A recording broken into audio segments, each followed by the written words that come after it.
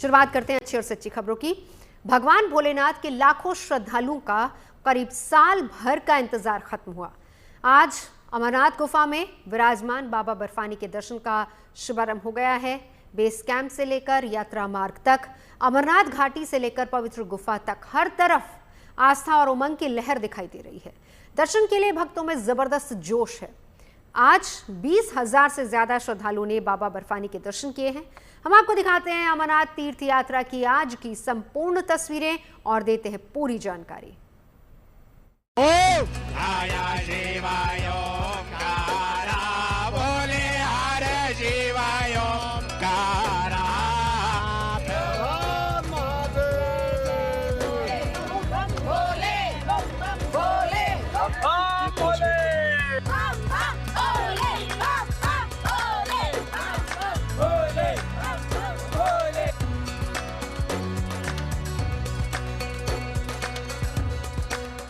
आज से बाबा बर्फानी के दिव्य दर्शन का शुभारंभ हो गया।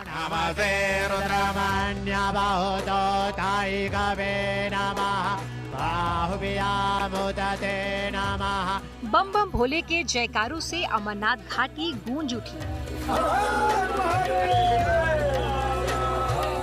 पहले जत्थे ने आज पवित्र गुफा में विराजमान शिवलिंग के दिव्य दर्शन किए और सुबह आरती में भाग लिया।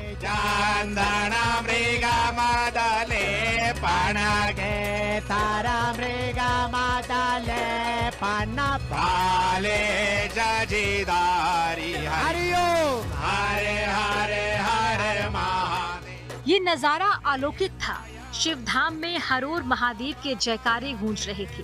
श्रद्धालुओं ने भगवान भोलेनाथ की पूजा अर्चना की और उनका आशीर्वाद प्राप्त किया।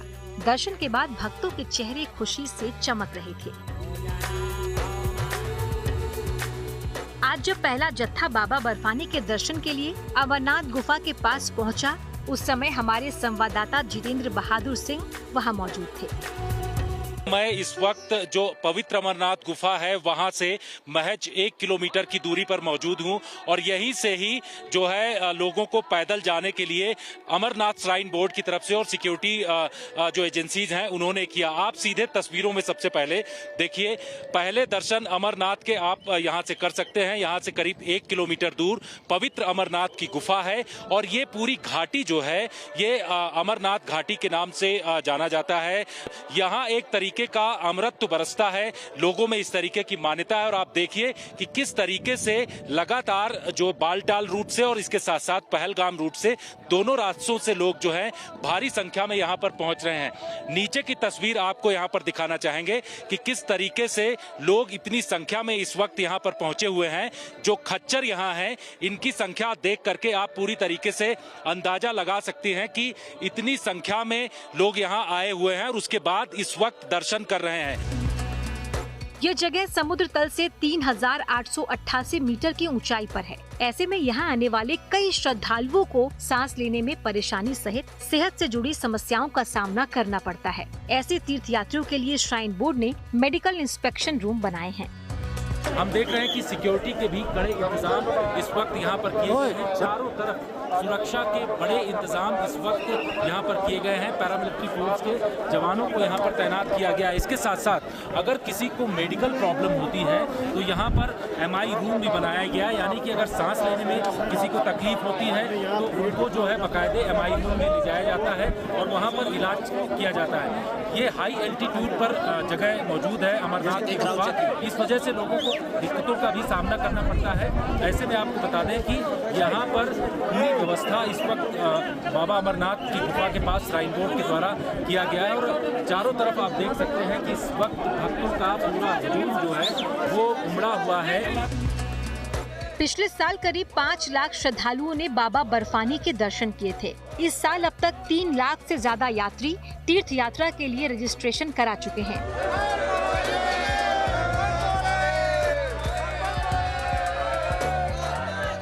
यात्रा सुचारू रूप से चलती रहे, इसके लिए पवित्र गुफा के पास किसी को रुकने की इजाजत नहीं है।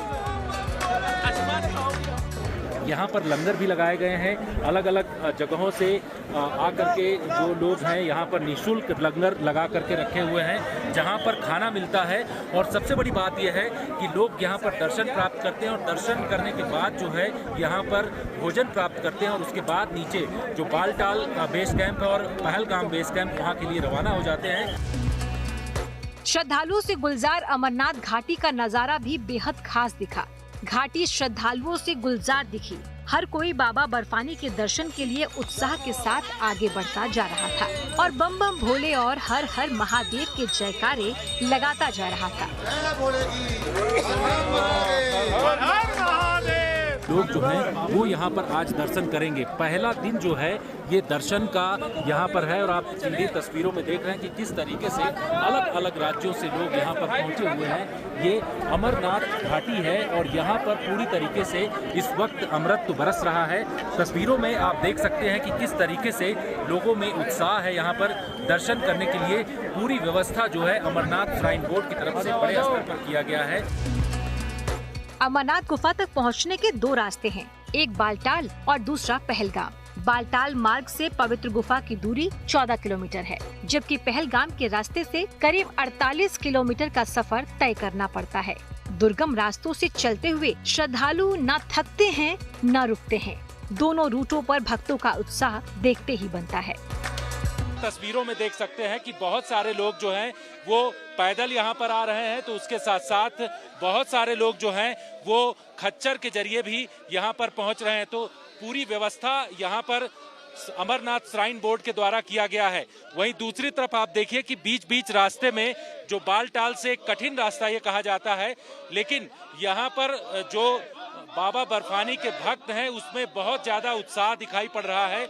ये लोग बम बम बोले का नारा लगाते हुए यहाँ से जयकारा लगातार लगा रहे हैं और इनकी तरफ से ये कहा जा रहा है कि ये लोग जो है ऐसे ही रास्ता इनका कटता जाएगा, किसी भी तरीके की दिक्कत नहीं होगी। ऐसे झरने भी यहाँ पर दिखाई पड़ते हैं जिनको कि ले करके लोग जो बाबा बर्फानी के दर्शन करने के लिए आते हैं इन झरनों के आसपास तस्वीरें भी खिंचाते हैं।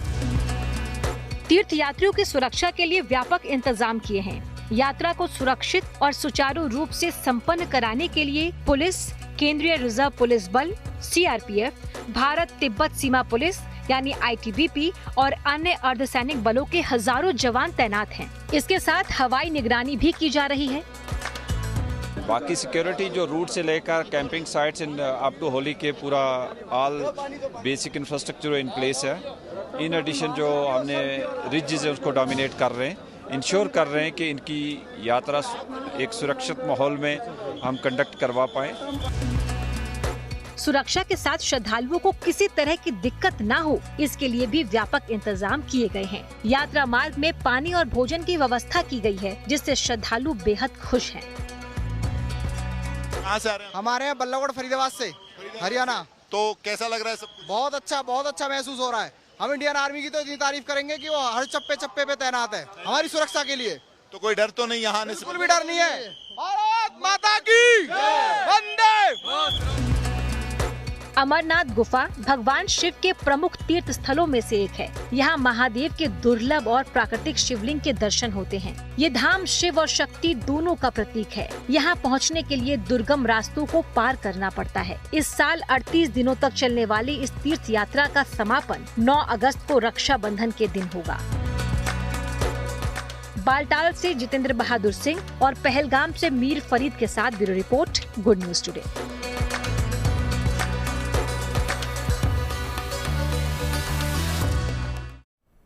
आगे बढ़ते हैं। हर सेक्टर की तरह डिफेंस सेक्टर की दुनिया भी आधुनिक हो रही है। भारत के ऑपरेशन सिंदूर के अलावा दूसरे देशों के बीच संघर्षों में भी अत्याधुनिक हथियारों का इस्तेमाल हो रहा है, जिसमें ड्रोन तेजी से अपनी जगह बना रहा है। ड्रोन निर्माण से जुड़े उद्योग में भारत भी एक उभरता हुआ खिलाड़ी बन चुका है। देश में 200 से ज्यादा कंपनियां एक सुरक्षित और मानव रहित ड्रोन के निर्माण के लिए काम कर रही हैं। सूरत की इनसाइड FPV नाम की एक कंपनी भी इन दिनों हाईटेक अटैक ड्रोन बनाने में जुटी है और उसके मेड इन इंडिया ड्रोन में इजराइल जैसे देश भी दिलचस्पी ले रहे हैं।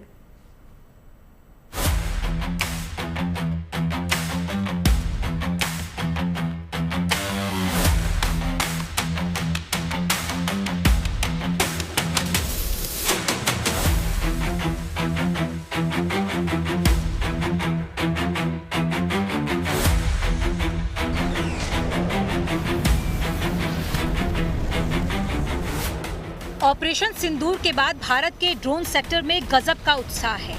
पाकिस्तान के खिलाफ इस ऑपरेशन ने साफ कर दिया है कि ड्रोन ने युद्ध का तरीका बदल दिया है।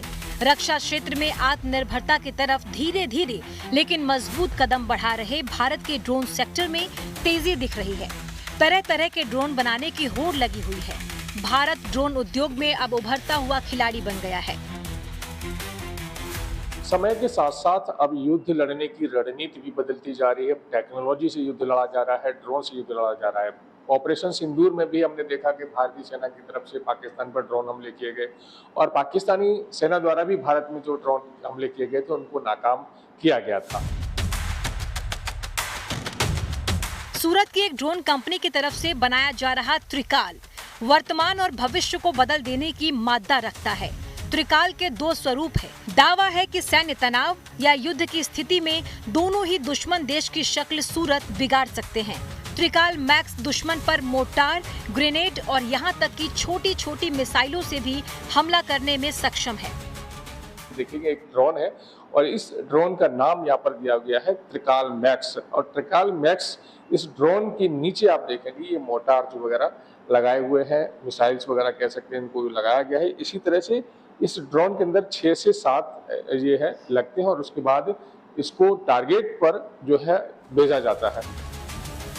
ये ड्रोन कैमरे के जरिए पहले सर्विलांस करता है और फिर टारगेट पर सटीकता के साथ हमला करता है।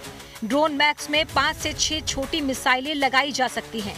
दिन हो या रात, ड्रोन में लगा कैमरा कभी भी काम कर सकता है।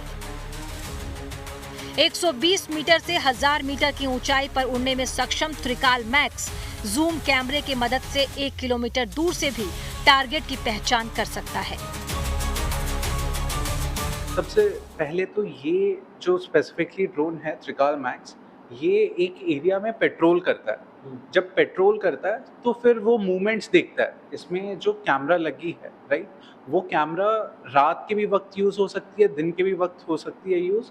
और इसका जो जूम कैपेबिलिटी है वो 30x है। सो मान लो आप यहाँ से बैठकर 1 किलोमीटर दूर भी देख सकते हो, चाहे नीचाई हो नीचे, चाहे ऊपर आपको देखना हो वो भी आप देख सकते हो, डिपेंडिंग ऑन अलग अलग फैक्टर्स पे। आप सबसे पहले पेट्रोल करोगे, रेकी करोगे और फिर लास्टली जाके ये हर एक जो 6 ग्रेनेड इसमें लगते हैं, 6 मोर्टार शेल्स, तो वो सारे जाके बम्बार्ड कर सकते हो। भारतीय सेना और दूसरी सुरक्षा एजेंसियों के साथ मिलकर त्रिकाल मैक्स का ट्रायल चल रहा है। सूरत की ये कंपनी स्वदेशी कामिकाजे ड्रोन बनाने पर भी जोर दे रही है। कामिकाजे ड्रोन वो ड्रोन होते हैं जो टारगेट पर जाकर खुद नष्ट हो जाते हैं। इस आत्मघाती ड्रोन में भी कैमरा लगाया गया है जिसे विशेष तरह के चश्मे से कंट्रोल किया जाता है। इस दौरान ये 2 किलो तक विस्फोटक अपने साथ ले जा सकते हैं। ये जो ड्रोन है वो FPV कामिकाजे ड्रोन बोलता है। तो वो बेसिकली आप जब आपके पास रेडियो रहता है, गॉगल्स रहता है, तो जो गॉगल्स है उसमें आपको वीडियो दिखती है, राइट। तो जब वीडियो दिखती है तो मैं ये देख सकता हूँ इसमें मैनुअली कि जब भी कोई मूवमेंट हो रही है तो अगर मुझे वहाँ पे स्ट्राइक करना है तो मैं क्विकली मैनुअली वहाँ पे टारगेट कर दूंगा। तो जो बम्बार्डमेंट की जो इफेक्ट है वो प्रिसिजन स्ट्राइक के लिए बहुत ज़्यादा यूज़ होती है। ये अराउंड 2 किलो ले सकता है, 2 अलग अलग मोटार शेल्स कैरी कर सकता है और एट द सेम टाइम ये ड्रॉप भी कर सकता है। तो ये दोनों तरीके से ये काम करता है। आपका ड्रॉप भी कर लेगा जिसमें आपका ड्रोन बच जाएगा और ये जब आपको पता है कि हाँ यही प्रिसिजन लोकेटेड टारगेट है तो आप इसको डायरेक्टली बम्बार्ड भी कर सकते हो। कामिकाजे ड्रोन लंबे समय तक टारगेट वाले इलाके में उड़ सकते हैं। विस्फोटक लगे इन ड्रोन को दूर बैठा कोई भी व्यक्ति कंट्रोल कर सकता है। इन्हें झुंड में यानी कई ड्रोन एक साथ भेजे जा सकते हैं। इससे दुश्मन के रडार और एयर डिफेंस से बचकर टारगेट पर हमला कर सकते हैं। कुछ ऐसे भी छोटे ड्रोन डेवलप किए गए हैं जो 200 किलोमीटर प्रति घंटे की रफ्तार से उड़ सकते हैं। इस दौरान 500 ग्राम विस्फोटक तक अपने साथ ले जाने में सक्षम है। इसलिए बिकॉज इसका जो स्पीड है ये अराउंड 200 से 250 किलोमीटर की रफ्तार पे ये जाता है। तो अगर मैं स्पेसिफिकली अगर बताऊं तो आप यहाँ से लेकर आपको अगर 15 मिनट में 15 किलोमीटर जाना है यहाँ से डायरेक्टली तो आप इसका इस्तेमाल कर सकते हो। इतना स्पीड पे ये उड़ सकता है। सो इसकी ये बहुत अच्छी खासियत है। अराउंड 500 ग्राम और 1 kg के बीच में आप लगा सकते हो इसमें मोटर। खास बात यह है कि ऑपरेशन सिंदूर के बाद स्वदेशी ड्रोन की डिमांड बढ़ी है। साहस और पराक्रम के साथ तकनीक का समावेश ही सेनाओं को देश की शौर्य गाथा लिखने का मौका देता है। भारत में भी शायद ही ऐसा कोई क्षेत्र होगा जहां इसका इस्तेमाल नहीं हो रहा है। चाहे खेतों में फसल पर दवा या खाद के छिड़काव की बात हो, चाहे कम से कम समय में दूर दराज इलाके में दवा की डिलीवरी हो, या फिर बड़े शहरों में सोसाइटीज में ग्रोसरी पहुंचाना हो, ड्रोन अब हर जगह काम आ रहे हैं। कई राज्यों में कानून व्यवस्था की स्थिति बिगड़ने पर हालात नजर रखने के लिए पुलिस भी ड्रोन के भरोसे है। सूरत से संजय सिंह राठौर के साथ bureau report, good news today. आगे बढ़ते हैं। अंतरिक्ष में अमेरिका के साथ मिलकर भारत एक और नया मुकाम हासिल करने जा रहा है। अंतरिक्ष से धरती की निगरानी के लिए इसरो और नासा संयुक्त रूप से काम कर रहे हैं और इसके तहत एक रडार भारत ने तैयार किया है तो दूसरा रडार अमेरिका ने तैयार किया है। दोनों रडार अंतरिक्ष में मिलकर संयुक्त रूप से धरती की हर हलचल पर बारीकी से नजर रखेंगे। इस डबल पावर से धरती पर होने वाले छोटे बड़े बदलाव का आसानी से पता चल पाएगा और ये बर्फ और पहाड़ों के नीचे होने वाली हलचलों पर नजर रखने के अलावा घने जंगलों के अंदर की तस्वीर भी मुहैया कराएगा। इससे लैंडस्लाइड और भूकंप का अनुमान लगाना आसान होगा। दोनों देशों के इस मिशन का नाम है निसार।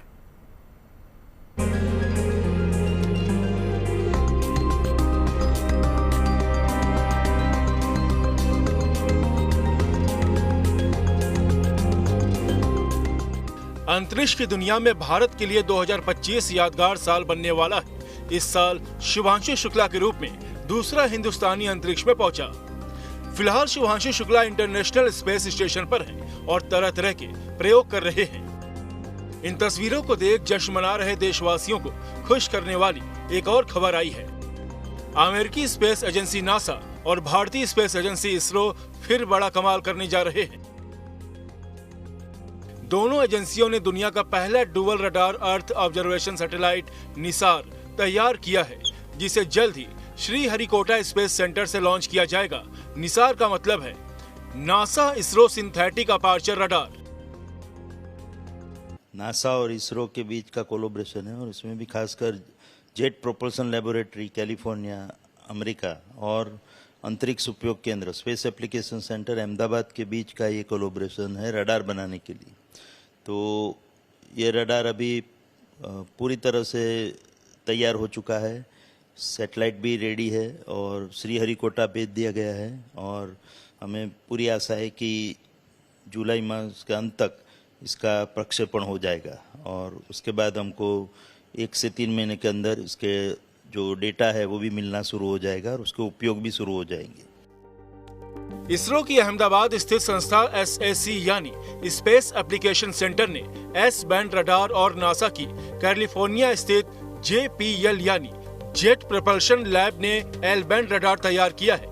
निसार उपग्रह दोहरे आवृत्ति सिंथेटिक अपर्चर रडार SAR यानी एस बैंड और एल बैंड का इस्तेमाल करेगा।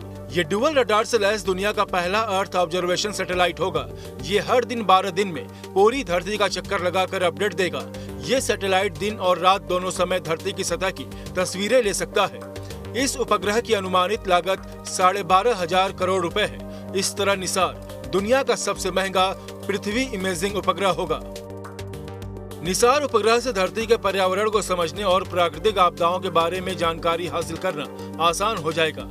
यही वजह है कि निसार को लेकर दुनिया के वैज्ञानिकों की उत्सुकता बढ़ चुकी है। जैसा कि आप देख रहे हैं ये मॉडल NISR का मॉडल है, स्केल डाउन वर्जन है उसका।